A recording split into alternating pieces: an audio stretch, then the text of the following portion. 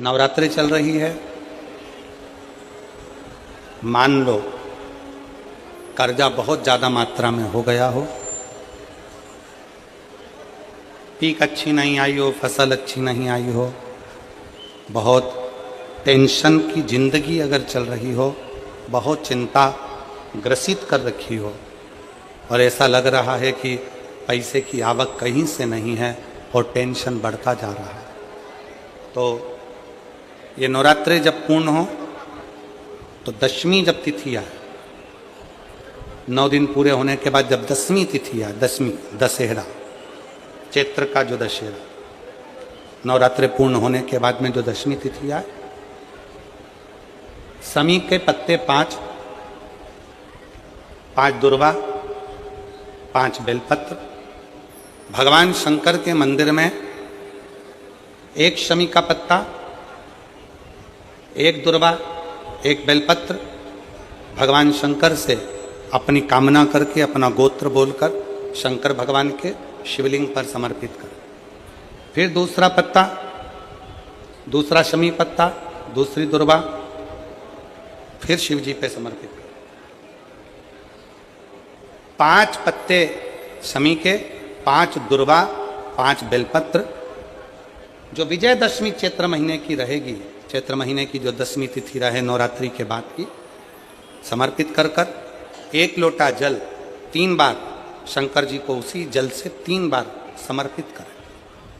अपनी कामना कर कर चढ़े हुए जल का भाग थोड़ा सा लेकर आएं, घर के दरवाजे पर, व्यापार के स्थान पर उसका सिंचन करें और हृदय से बाबा से प्रार्थना करें, बाबा तेरे भरोसे हैं, बहुत चिंता है, बहुत टेंशन है, कर्जा बहुत है, दुख बहुत है, व्यापार चल नहीं रहा, तुझे समान। हमारा विश्वास करता है 3 महीने के अंदर जहां भी कथा होगी वहां आपका खुद का पत्र आकर आप लिखकर भेजोगे कि मेरे बाबा ने मेरा हाथ पकड़ा, मेरे शिव ने साथ दिया। विजयदशमी पर शमी के पत्र की बड़ी महत्वता होती है।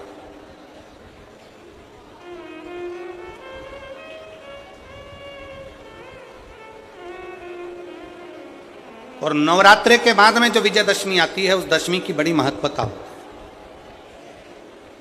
धन की कामना के लिए, कार्य सिद्धता के लिए, भगवान शिव की अविरल भक्ति को प्राप्त करने के लिए शमी पत्र मूल होता है, मूल।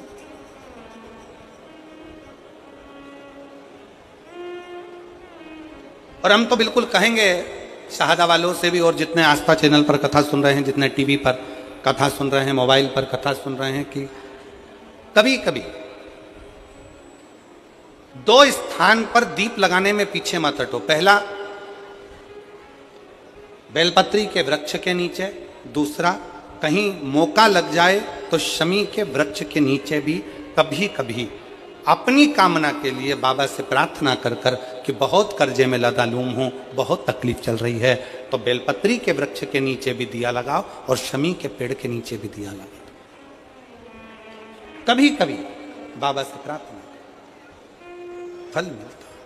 तो महापुराण वर्णन करती है कि जब कोई दवा काम नहीं करती है, कोई डॉक्टर को दिखा कर आए, औषधि काम नहीं कर रही है, कोई दवाई काम नहीं कर रही है, तब कुंदकेश्वर महादेव का नाम लेकर, जिस डॉक्टर को दिखाकर आए उसकी दवाई को मात्र कुंदकेश्वर महादेव का नाम लेकर यदि हम खाना चालू करते हैं, कुंदकेश्वर का नाम लेकर, भगवान कुंदकेश्वर का स्मरण कर कर यदि खाते हैं, और कुंदकेश्वर और एकांतेश्वर, ये 2 महादेव ऐसे हैं, शंभु शंभु शंभु शंभु शंभु शंभु शंभु।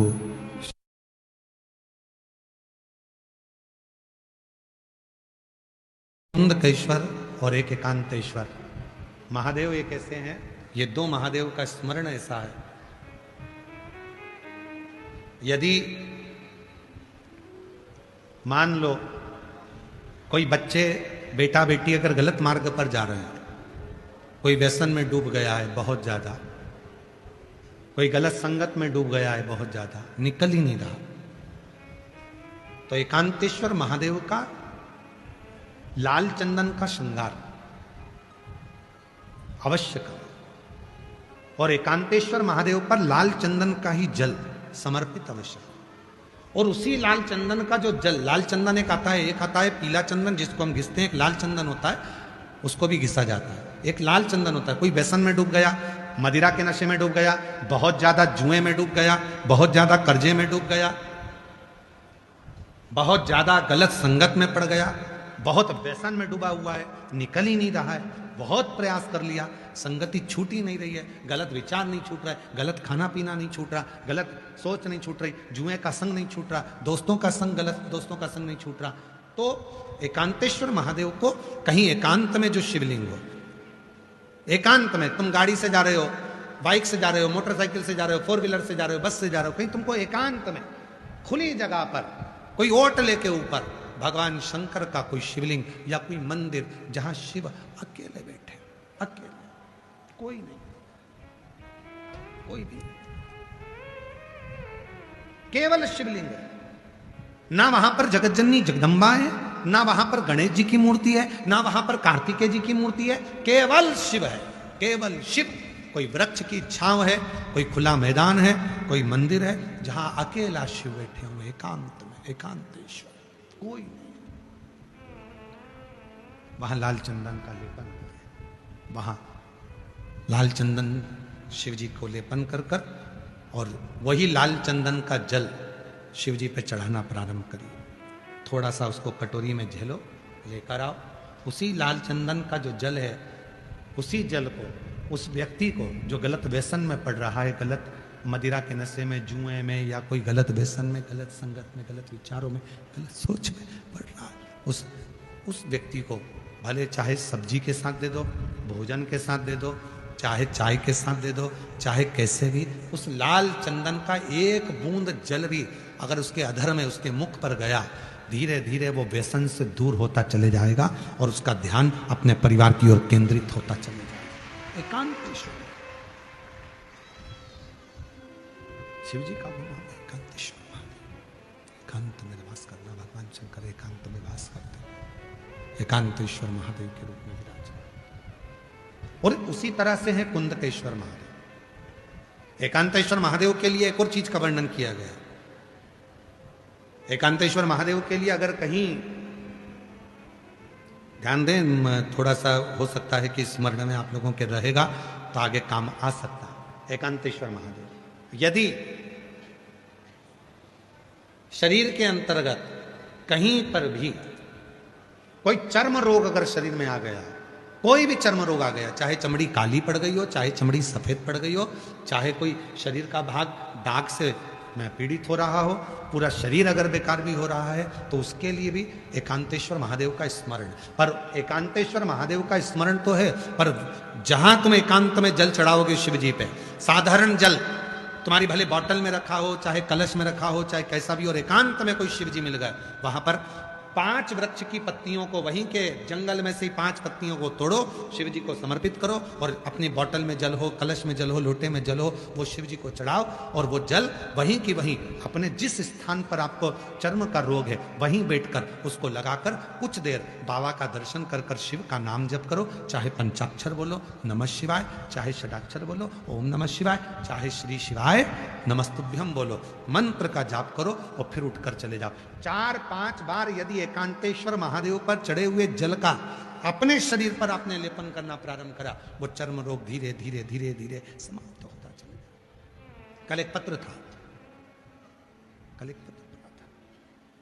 कल एक पत्र पढ़ा था, आप लोगों के स्मरण में होगा कि एक बच्चे को पूरा शरीर सफेद हो गया था। अगर वो बैठा हो तो हमने कल भी कहा था, अगर हो तो आज पूरा शरीर सफेद हो गया, चर्म रोग हो गया, चमड़ी सफेद पड़ गई। उस मां ने आखिरी में शिव का भजन, एकांतेश्वर महादेव का स्मरण करना प्रारंभ किया।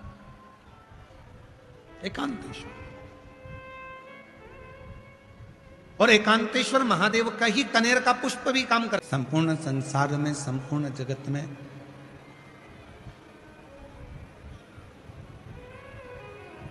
आज एक होड़ लगी हुई है। लंबे लंबे बाल बढ़ा लो, बहुत सारा त्रिपुंड लगा लो, बहुत सारी माला पहन लो,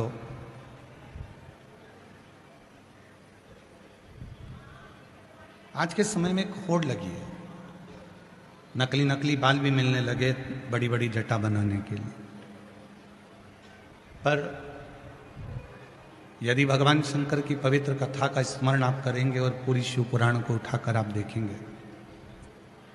पूरी स्कंद पुराण को आप उठाकर देखेंगे, लिंग पुराण को, नर्मदा पुराण को, शिव पुराण को, इनको उठाकर यदि आप देखेंगे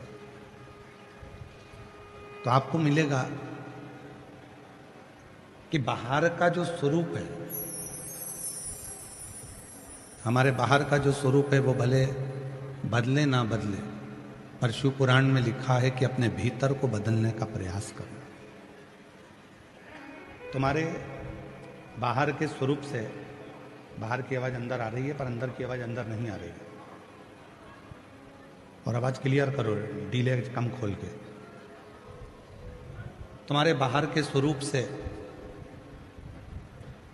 हो सकता है कि दुनिया रीझ जाए, पर परमात्मा को रिझाने के लिए बाहर का स्वरूप काम नहीं आता। भगवान को रिझाने के लिए बाहर के स्वरूप की जरूरत नहीं पड़ती। भगवान को रिझाने के लिए केवल भीतर का कोई स्वरूप जिसमें केवल एक परमात्मा से लगाव हो, विश्वास हो, श्रद्धा हो, भक्ति हो और दृढ़ता हो।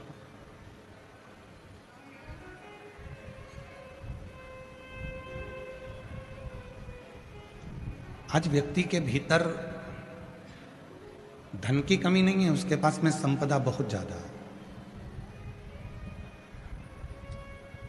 धन कम नहीं है, उसके पास में पैसे की कमी नहीं है।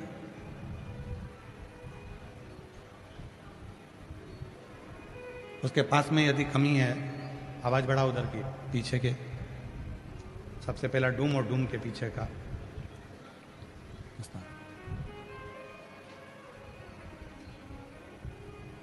आज के व्यक्ति के पास में धन की कोई कमी नहीं है, संपदा की कोई कमी नहीं है, पर उसके पास यदि कमी है तो मन की शांति की कमी, हृदय की शांति की कमी।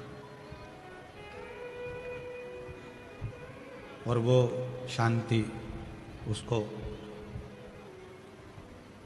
धन तो ढेरों है, संपदा ढेरों है, वैभव ढेरों है, फैक्ट्रियां ढेरों है, संपदा भरी पड़ी हुई है, पर मन की शांति नहीं। और शिव महापुराण की कथा क्या कहती है? शिव पुराण की कथा कहती है कि कितना भी कमाना, कितना भी वैभव कमाना, कितना भी धन कमाना, पर थोड़ी देर अपनी अर्धांगिनी के साथ बैठकर, अपने बच्चों के साथ बैठकर, अपने माता पिता के साथ बैठकर, अपने परिवार के साथ बैठकर 2 क्षण भगवान शिव की अविरल भक्ति को धारण करना।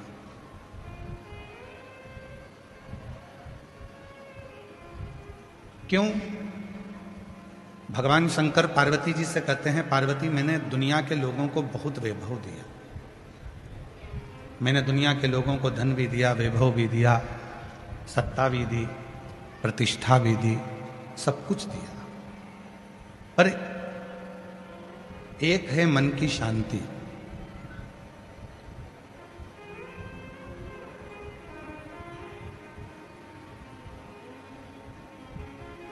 एक है मन की शांति।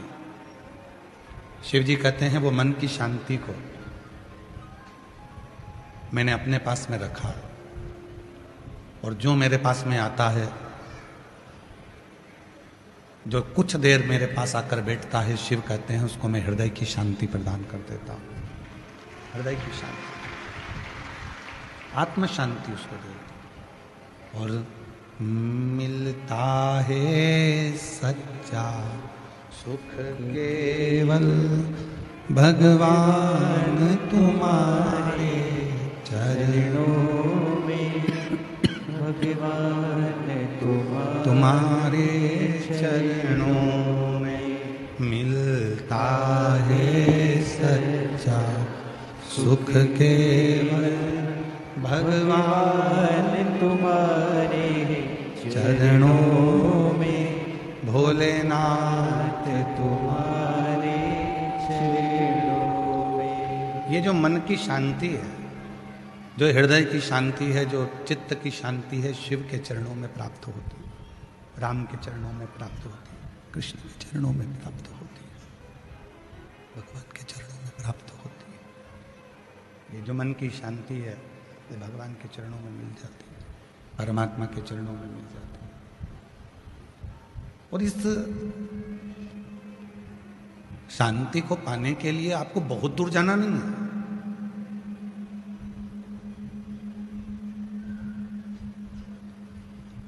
इस शांति को ढूंढने के लिए आपको बहुत यहां वहां चक्कर काटने की जरूरत भी नहीं। कहाँ जा रहे हैं? तो कहा कि हम अमरनाथ जा रहे हैं, हम केदारनाथ जा रहे हैं, हम वृंदावन जा रहे हैं, हम अयोध्या जा रहे हैं, हम काशी जा रहे हैं, हम मायापुरी, हम जगन्नाथपुरी, हम रामेश्वरम, हम द्वारका जा रहे हैं। चले जाओ, मना नहीं है, पर कभी तुम अपने मन के अंदर ही नहीं गए, कभी तुम अपने चित्त के भीतर ही नहीं गए, कभी तुम अपने घर के मंदिर में सुकून से बैठे ही नहीं, कभी तुम अपने घर के पास के मंदिर में नहीं गए, शांति से बैठकर बाबा का स्मरण नहीं किया, तो ईमानदारी से बोलो, चाहे दुनिया के सारे 12 ज्योतिर्लिंग कर लेना, चाहे सारे तीर्थ कर लेना, तो भी वो शांति तुम्हारे भीतर नहीं मिल सकती, क्योंकि तुमने अपने अंदर शांति को ढूंढा नहीं। तुमने अपने भीतर शांति को ढूंढा नहीं है, तुम अपने अंदर शांति को ढूंढ नहीं पाए। जिस दिन तुमने अपने भीतर उस शांति को ढूंढने का प्रयास किया, अपने भीतर उस परमात्मा को ढूंढने का प्रयास किया, फिर तुम्हें कहीं जाने की जरूरत नहीं पड़ेगी। यदि आप लोगों ने कथा सुनी होगी पुणे से, तो पूना में हमने कथा बातचीत थी, तो उसमें वर्णन किया था कि किसी ने एक प्रश्न किया था कि मंदिर कितना बड़ा होना चाहिए। अगर आप लोगों ने पूना की कथा सुनी होगी तो उसमें सुना होगा कि घर में मंदिर कितना बड़ा बनाना चाहिए। पूरा एक कमरा मंदिर बना दें, हॉल में मंदिर बना दें, एक अलग से कमरा मंदिर बना दें, वास्तुशास्त्री आकर बताएंगे कि यहां मंदिर बना दो, मकान बनाने वाले बताएंगे कि यहां मंदिर बना दो, धर्मपत्नी कहेगी यहां मंदिर बना दो, कोई कहेगा यहां मंदिर बना दो। पुणे की कथा में कहा था, किसी ने प्रश्न किया था कि मंदिर कितना बड़ा बनाना चाहिए घर के अंदर, तो शिव महापुराण में कहीं पर भी यह प्रसंग नहीं लिखा कि मंदिर कितना बड़ा होना चाहिए। शिव महापुराण में यह प्रसंग लिखा कि दिल बड़ा होना चाहिए, फिर घर छोटा होगा तो भी मंदिर सुखद होगा। और तेरी पूजन को भगवान बना मन मंदिर, तेरी पूजन को भगवान बना मन मंदिर। मन जितना बड़ा बनाओगे, दिल जितना बड़ा होगा, मन जितना बड़ा होगा, चित्त जितना बड़ा होगा, हृदय जितना बड़ा होगा, परमात्मा तुरंत आकर बैठ जाए। अब घर तो बड़ा बना लिया, बंगला भी बड़ा बना लिया, मकान बड़ा बना लिया, मंदिर बड़ा बना लिया, सब कुछ बड़ा बनाया। बेडरूम बड़ा है, किचन बड़ा है, ड्राइंग रूम बड़ा है, हॉल बड़ा है, सोफा सेट बड़ा है, सब कुछ, एसी बड़ा है, पलंग बड़ा है, वॉशरूम बड़ा है, मंदिर भी बड़ा बना लिया, और मालूम पड़े दिल वही छोटा की छोटा रह गया, तो मंदिर बड़ा बनाने से फिर कोई फायदा नहीं हुआ। कोई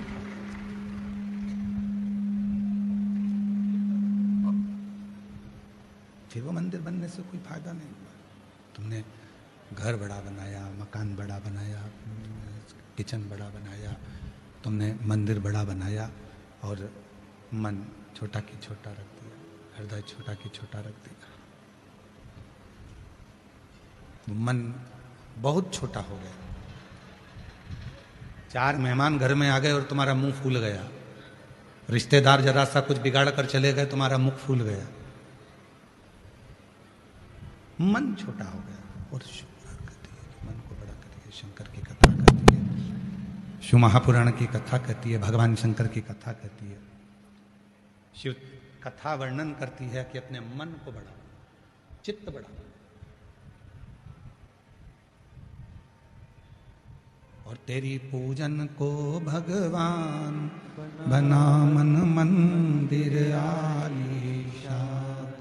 तेरी पूजन को भगवान बना मन मंदिर आलीशान। इस मन को जितना बड़ा बनाओगे उतना प्रभु का निवास तुम्हारे भीतर हो।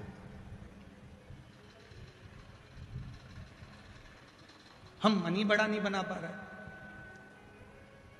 कथा में आ रहे हैं तो भी झगड़ा कर रहे हैं।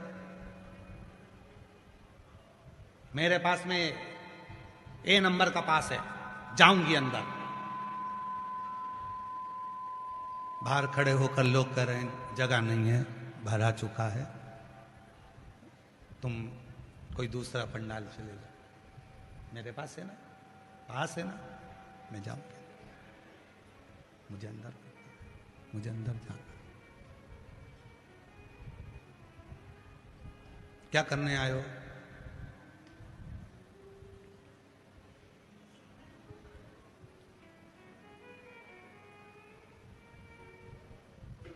कथा सुनने के लिए। आगे बैठोगे तो भी वही मिलना है और पीछे बैठोगे तो भी वही मिलना है।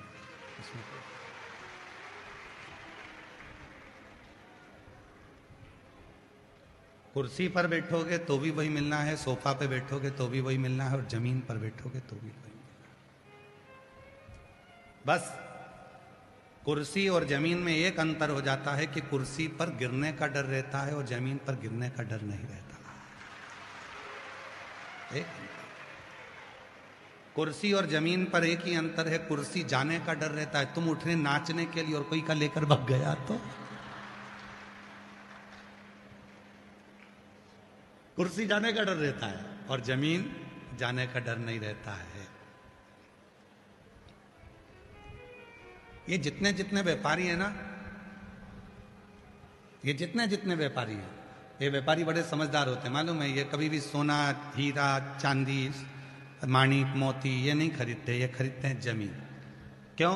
क्योंकि इनको मालूम है सोना कोई चुरा कर ले जा सकता है, जमीन कौन चुरा कर ले जाएगा। जहाँ की जाइए एक बाउंड्री खींच दो, दरवाजा लगा दो, लिख दो राम सिंह की जमीन, कौन लेकर जाए। कुर्सी जाने का डर लेता है। जिसके पास कुर्सी रहती है ना, उसको जाने का बहुत भय रहता है। चली गई तो, चली गई तो, चली गई तो, नाचे उठे नाचने के लिए लेकर कोई भग गया तो। कुर्सी का डर, जमीन का डर।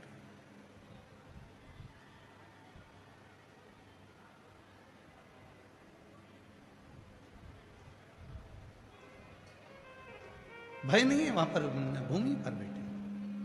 तो शिव तत्व कह रहा है, भगवान शंकर की कथा कह रही है कि जहां जरूरी नहीं कि तुम्हारे पास में पास है तो मैं वहीं जाकर बैठूंगा या मैं वहीं जाकर बैठूंगी। नहीं नहीं, जहां जगह मिल जाए, जहां बाबा की कृपा